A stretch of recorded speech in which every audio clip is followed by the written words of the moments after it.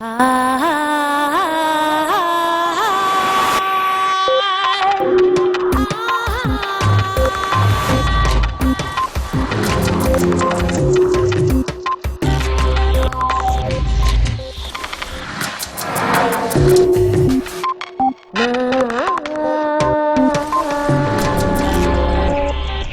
unidades de información son lo que crea la realidad, no las unidades de materia ni de energía.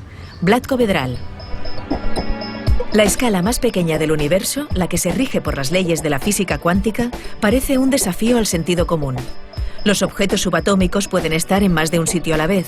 Dos partículas en extremos opuestos de una galaxia pueden compartir información instantáneamente, y el mero hecho de observar un fenómeno cuántico puede modificarlo radicalmente.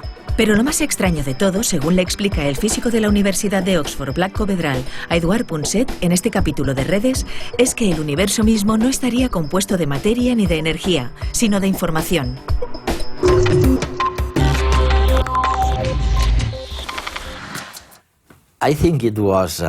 Creo que fue alrededor de 1925. Bueno, entre la década de los 20 y la de los 30 del siglo pasado. Cuando de repente, estábamos tranquilos y los físicos cuánticos nos advirtieron de que un mismo objeto, una molécula, un átomo, podía estar en dos lugares distintos a la vez. Pero lo peor de todo, incluso para Einstein, fue escuchar que dos partículas en hemisferios diferentes de la Tierra podían influirse entre ellas. Podían estar entrelazadas. Creo que lo llamáis así. Y desde entonces, yo mismo jamás me he atrevido a creer nada con certeza absoluta. Se lo digo a mis amigos cuando me preguntan si soy liberal o socialdemócrata. Les digo, habrá que esperar a la muerte. Solamente entonces lo sabréis. Entre tanto, estamos en la incertidumbre. ¿Cómo definirías? ¿A qué os referís con la física cuántica? Creo que tienes toda la razón. Las décadas de 1920 y 1930 conllevaron un cambio enorme en nuestra manera de percibir y entender el mundo.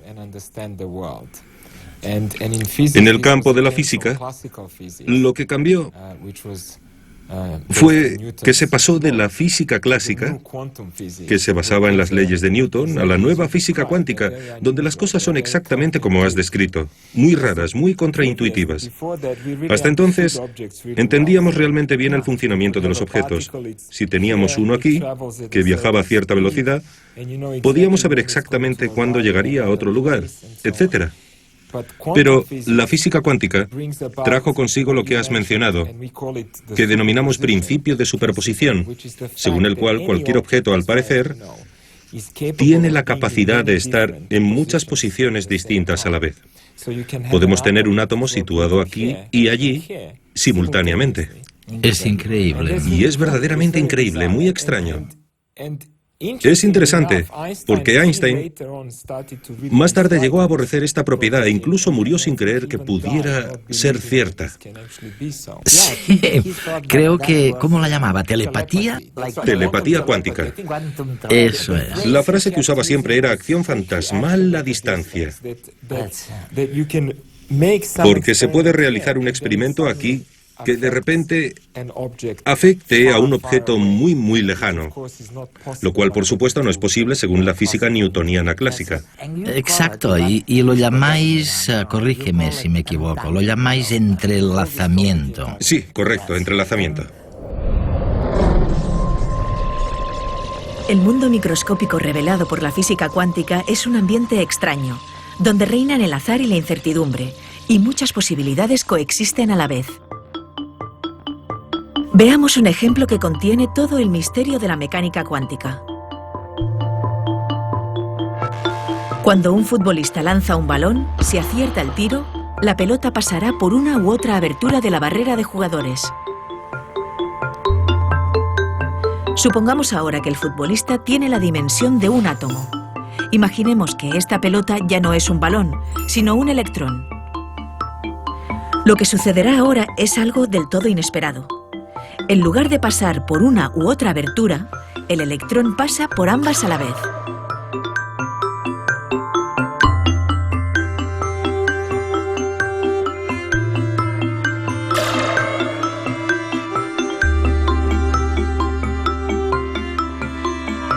Como el resultado desafía el sentido común, se puede poner un detector cerca de las aberturas para intentar aclarar el misterio. Lo que ocurre es aún más enigmático. Al intentar observar directamente el paso de los electrones por las dos rendijas, el fenómeno desaparece misteriosamente y estas partículas se comportan como las pelotas de fútbol. Pasan por uno o por otro espacio y no por los dos a la vez. El mero hecho de observar el fenómeno lo modifica radicalmente. El experimento contiene algunas de las ideas básicas de la mecánica cuántica. No podemos conocer con precisión todas las características de una partícula subatómica. Por ejemplo, las partículas no tienen una posición y una trayectoria definidas, sino que se hallan en muchos lugares a la vez con distintas probabilidades. Este fenómeno se llama superposición. Pero si intentamos medir con precisión las características de un objeto cuántico, su estado quedará radicalmente distinto del que tenía antes de la medición. Esto no es un problema de nuestros instrumentos de medida, sino una característica intrínseca de la naturaleza cuántica. Este comportamiento abre la posibilidad de fenómenos sorprendentes. Por ejemplo, una pareja de partículas puede desarrollar un tipo especial de relación, llamado entrelazamiento. Cuando algo modifica el estado de una de las dos partículas, en el mismo momento se modifica también el estado de la otra. Esta especial conexión se mantiene incluso si las partículas están a los dos extremos de una galaxia. Incluso a Einstein le costaba creerse los efectos de la física cuántica. Definía el entrelazamiento como acción fantasmal a distancia. Bueno, un tema alejado, pero que tiene un poco que ver con todo esto, es lo que sugieres en tu maravilloso libro, Decoding Reality, ¿no? Sí, gracias. Sugieres que las personas con más amigos y más contactos tienden a tener más éxito que las que tienen un circulito muy pequeño. Sí, sí, sí. ¿Cómo explicas eso? Me gusta ese capítulo porque se sale de mi área de especialización. Lo que quería decir es que se pueden analizar las conexiones sociales y la creación de diferentes instituciones en una sociedad como una especie de estructuración de la información. Si nos planteamos por qué una sociedad pasa de una fase en la que, por ejemplo, tenemos a muchas personas aisladas y que viven de un modo muy separado, a de repente una fase en la que empiezan a juntarse unos con otros, a crear grandes ciudades y en la que se produce una convergencia de personas e ideas, etc., veremos que podríamos entenderlo como algo que denominaríamos transición de fase en física. Sin embargo, lo que esto significa desde la perspectiva de la información es que la información en una sociedad así adquiere un largo alcance, de modo que pasamos de focos muy pequeños y aislados a redes muy grandes de conexiones. Y sabemos por experiencia que un sistema grande y conectado es mucho más eficiente, simplemente porque la información se intercambia a un ritmo mucho más elevado. Es verdad, es verdad. Hoy, estamos en Oxford. Y esta mañana he ido a un museo no muy lejos de aquí. Sí. Sí, sí. Es un museo en el que se muestran las dos principales rutas que había al comienzo de esta especie de transición de fase a la que tú te refieres. Por un lado estaba la ruta de la seda. Sí, sí, sí. Que iba desde el Mediterráneo a China, al oriente. Sí. Y luego había otra ruta que iba del Mediterráneo a la India. Y en el museo se explica exactamente lo que estás diciendo ahora. Se ve que al principio teníamos un lugar, un entorno en el que la gente se dedicaba principalmente al chismorreo, como decimos ahora, a intercambiar información entre ellos. Sí. Y empezaron a intercambiar mercancías, ideas y también gérmenes y genes. Exacto, todo se propaga. Pero de repente surgió algo nuevo de la nada. Sí, sí. Creo que es una buena analogía y me parece que si analizamos la manera en la que se hace la ciencia ahora, otro buen ejemplo es que yo ahora volaré a Japón y la cultura japonesa es muy distinta de la que tenemos en Europa. Sin embargo, nos podemos sentar a debatir. Todos estamos al día exactamente de los mismos temas en el campo de la física. Incluso hay una especie de carrera mundial para ver si será Japón o China o Australia o Estados Unidos quien resuelva algunas cosas. Y sin duda nos comunicamos mucho más rápidamente. Y todos viajamos. De lo que dices ya no la necesitamos esta ruta. No, parece... Tenemos una comunicación global. Y que ya hemos alcanzado la convergencia en gran medida. Pero no creo que se mencione la ruta de la computación cuántica de aquí a 1000 años. La información siempre ha sido fundamental no solo para el funcionamiento de la sociedad, sino para todos los aspectos de la vida. Pero, ¿qué es la información?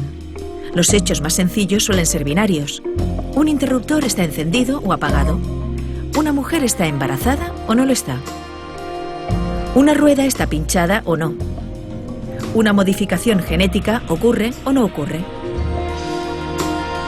Los hechos que se pueden describir de esta manera contienen un bit de información, es decir, una unidad que puede ser 1 o 0, sí o no. Cuanto más complejo es un hecho, más bits se necesitan para describirlo. La vida misma se fundamenta en la información. El código genético, el ADN, presente en cada célula del cuerpo, no es nada más que una secuencia de instrucciones básicas para el funcionamiento del organismo, pura información. Hoy la física cuántica está revelando que las unidades fundamentales de la realidad están hechas de información. Según la cuántica, una partícula no tiene una posición o una energía concreta, hasta el momento en que un observador la mide y entonces recibe la información de que la partícula está en un estado determinado.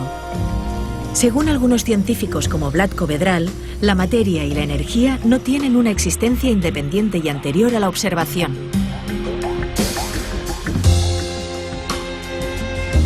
Toda la física cuántica se fundamenta en la información. Por ejemplo, el entrelazamiento se puede interpretar como un intercambio de información entre dos partículas. La cuántica es la teoría más fundamental de la naturaleza.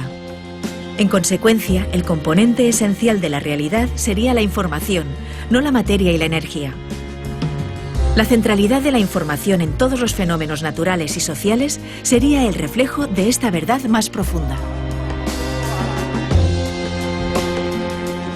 Yo les diría a mis telespectadores que se pongan el cinturón como si fuéramos a aterrizar, porque lo que me vas a decir, lo que me vas a decir es muy extraño realmente, y es que, sabes, tú dices que esta información es más importante que la materia o que la energía. Sí, es una idea muy extraña que está surgiendo en mi campo de investigación.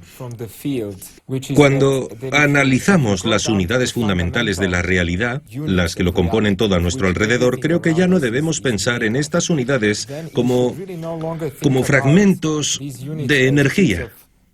¿De energía? O materia, sino que deberíamos pensar en ellas como unidades de información. Me parece que la mecánica cuántica nuevamente supone la clave para entender este fenómeno, porque la mecánica cuántica tiene otra propiedad, que supongo que a personas como Einstein no les gustaba, que es la siguiente. En la mecánica cuántica no se puede decir que algo exista o no, a no ser que se haya realizado una medición, así que es impreciso decir, tenemos un átomo situado aquí, a no ser que hayamos interactuado con ese átomo y recibido información que corrobore su existencia ahí. Por ende, es incorrecto lógica y físicamente, o mejor dicho, experimentalmente, hablar de fragmentos de energía o materia que existan con independencia de nuestra capacidad de confirmarlo experimentalmente.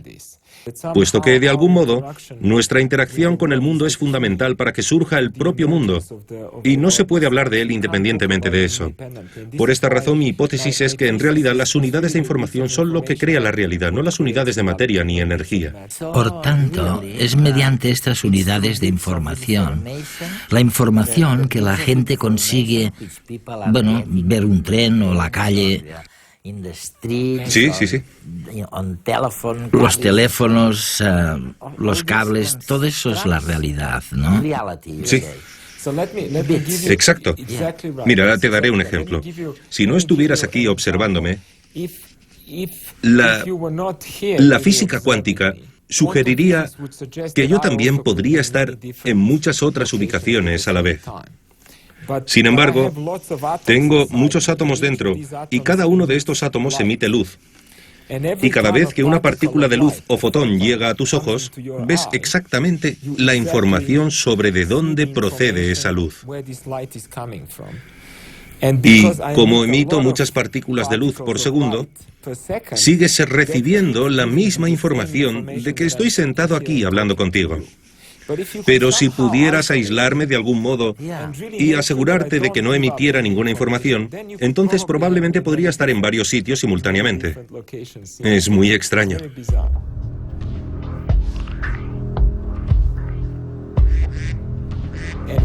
Podemos demostrar que, si pudiéramos utilizar la cuántica plenamente, si pudiéramos hacer que un objeto grande estuviera en varios estados a la vez, entonces podríamos crear lo que denominamos ordenadores cuánticos. Y sabemos, por lo menos teóricamente, que un ordenador cuántico sería mucho más eficiente que cualquier ordenador actual. Así que resulta casi milagroso. O sea que, realmente, las ventajas tecnológicas de la física cuántica, ¿cuáles son entonces? Una ventaja sería lograr operaciones computacionales rapidísimas, pero por supuesto, ahora mismo no podemos mantener un número suficientemente grande de átomos, por así decirlo, de bits cuánticos, en este estado de superposición que les permite estar en muchos estados distintos a la vez. Probablemente, si tuviera que apostar, diría que necesitamos quizá 20 años más antes de conseguir un ordenador cuántico realmente grande.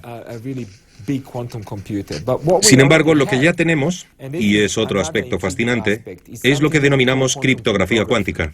Es verdad. Cabe recordar que la criptografía es la ciencia para lograr una comunicación secreta entre las partes que nadie más puede interceptar. Y no es difícil imaginar por qué despierta el interés de todo tipo de organismos en el mundo. Todo tipo de organismos de seguridad. Y los que lo necesitan, ahora estoy pensando en la Policía Internacional.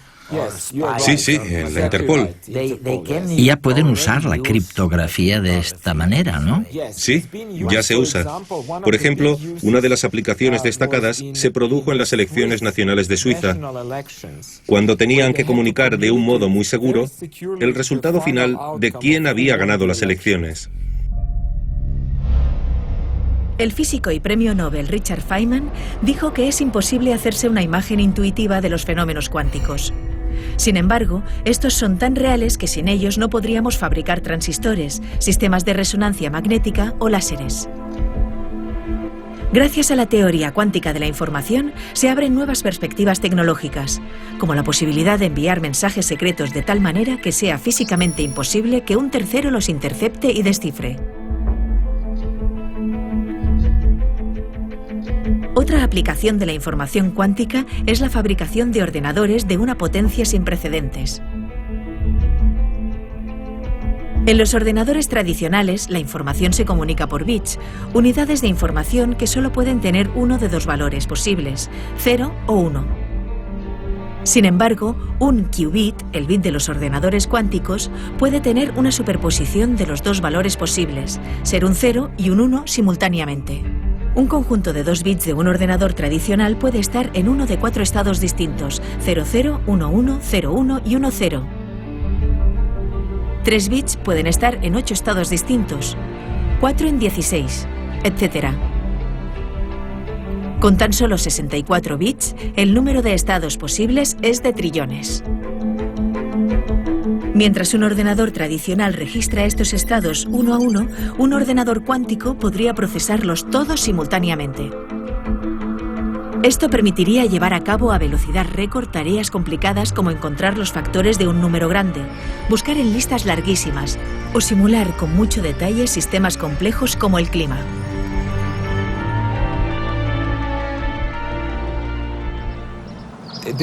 Bueno, hay algo que me parece tremendamente apasionante ahora mismo, aunque estamos en los albores, y es un campo que recién acaba de empezar. Se trata de una disciplina que empezamos a denominar biología cuántica. Lo interesante es que, al parecer, ciertos procesos en la naturaleza ya están utilizando plenamente la computación cuántica con ventajas concretas.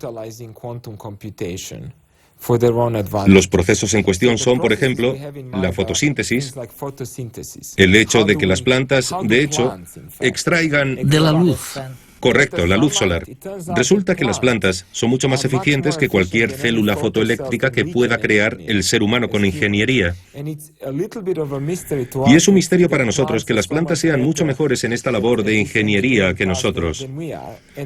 Así que empezamos a pensar que tal vez tenga que ver con la física cuántica, con una computación cuántica muy pequeña que tiene lugar dentro de las plantas. Es absolutamente fascinante. Si ahondamos en la biología, tal vez descubramos que muchas eficiencias se explican por mecánica cuántica. ¿Y qué piensas? Mira, estamos en ello. Estamos estudiando la fotosíntesis. Y también un fenómeno llamado magnetorrecepción, que es otra de las grandes maravillas de la naturaleza, porque muchos animales pueden detectar la dirección e intensidad del campo magnético externo y utilizarlo para orientarse en las migraciones. Ah, sí. Nosotros no tenemos esa capacidad, pero nos parece que la capacidad de algunas especies que estudiamos es realmente cuántica. Se basa en una pequeña computación cuántica. Y creo que sería fabuloso identificarlo y entender exactamente cómo funciona. Me recuerda unas mariposas que vi en México y que volaban desde el Canadá. Mediante el campo magnético, mediante su conocimiento de los campos magnéticos, llegaban al lugar adecuado en México. Mira, hace poco publiqué un artículo sobre el tema que captó mucho la atención de los medios y apareció en casi todos los periódicos. Resulta que hay una molécula en la retina del ojo de un ave concreta que se encuentra en un estado de entrelazamiento, y por eso fue una gran noticia, porque de repente constatamos que el entrelazamiento cuántico lo utilizan las aves para navegar. Estas aves vuelan desde Escandinavia y recorren todo el camino hasta África. Es realmente increíble que al parecer utilicen la mecánica cuántica. Lo llamáis entrelazamiento. El hecho de que dos partículas de su ojo estén entrelazadas. El modo en el que cambia el entrelazamiento depende del campo magnético externo. Eso da lugar a varias sustancias químicas que se propagan al cerebro del ave y le permiten orientarse.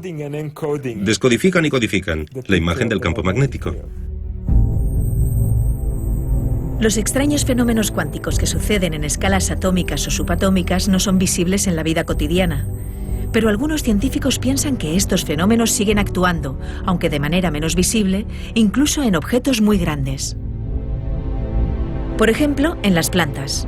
El 98% de la luz que alcanza las hojas se convierte en energía a través de la fotosíntesis, en comparación con el 20%, que es el máximo que se consigue actualmente con placas solares. Los científicos han hallado efectos cuánticos en las moléculas que llevan a cabo la fotosíntesis, que quizá podrían explicar esta eficiencia.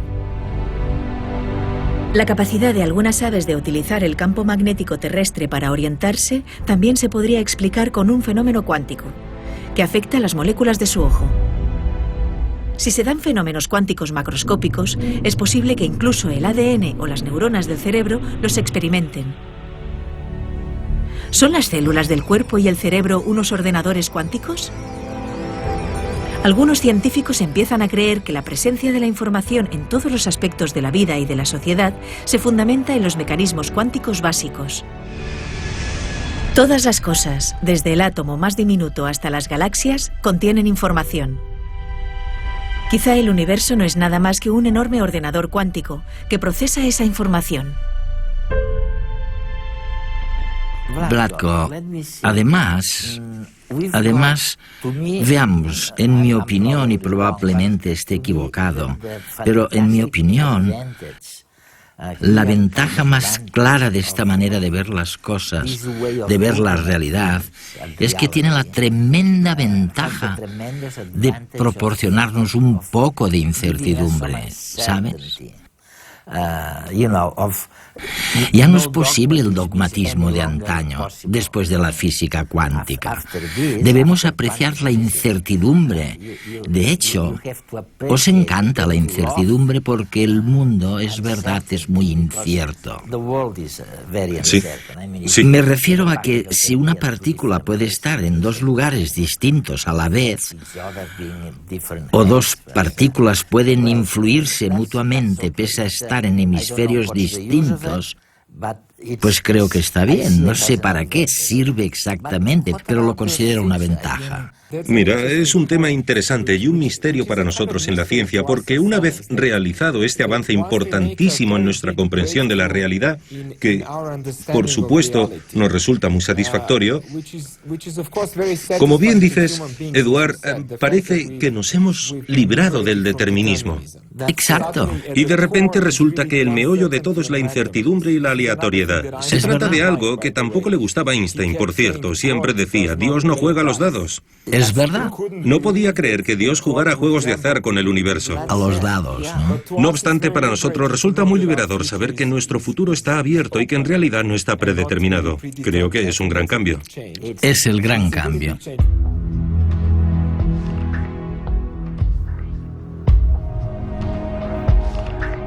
Yo creo que realmente ni los propios físicos cuánticos se dan cuenta de lo que ha sido su gran contribución al pensamiento moderno.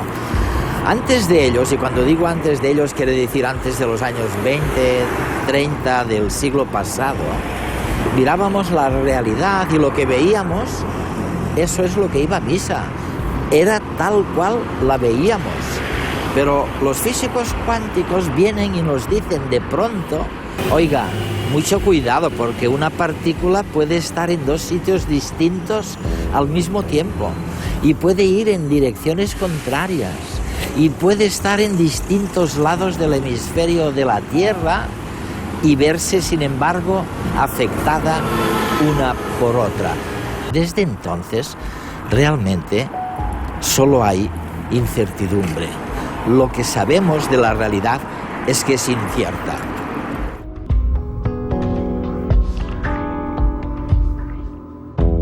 La información cuántica quizás sea el hilo conductor del que derivan todas las reglas del universo. Vlatko Vedral.